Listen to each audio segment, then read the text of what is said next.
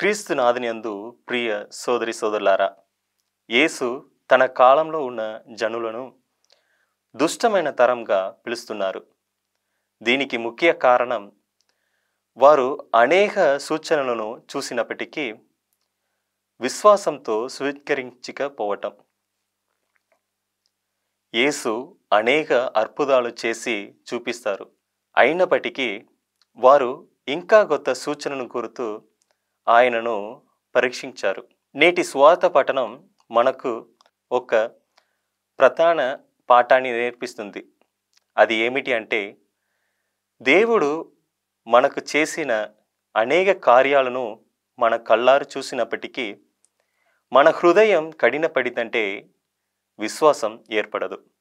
ఆధునిక కాలంలో కూడా జనులను దేవుని ఉనికిని గురించి అనుమానం వ్యక్తం చేస్తున్నారు. తద్వారా యేసు మనలను విశ్వాసం కలిగి జీవించాలి అని హెచ్చరిస్తున్నారు. యేసు యోనా ప్రవక్తని ఒక సూచనగా పేర్కొన్నారు. యోనా 3 రోజులు చాప కడుపులో ఉండినట్లు యేసు తన మరణం ద్వారా 3 రోజులు సమాధిలో ఉండబోతున్నారు. ఇది ఆయన పునరుత్థానానికి ప్రతీక. యోనాను దేవుడు నినివె పట్టణానికి పంపినప్పుడు ఆయన సందేశాన్ని విన్నప్పుడే ప్రజలు పశ్చాత్తాప హృదయంతో దేవుడి వైపు తిరిగి వచ్చారు. కానీ యేసు స్వయంగా వారితో ఉండి మాట్లాడుతున్న ఆయనని నమ్మటానికి ఈ తరం విఫలమైంది.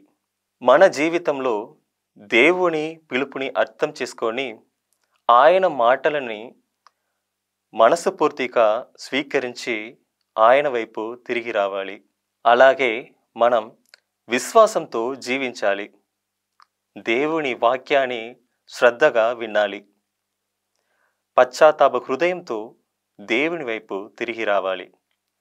యేసు మన పాపాలని సిలువలో మోసి మనకు రక్షణ మార్గమయ్యారు. ఆయనను మనం మనస్ఫూర్తిగా స్వీకరించి నిత్య జీవం పొందుతాం. ఆమేన్.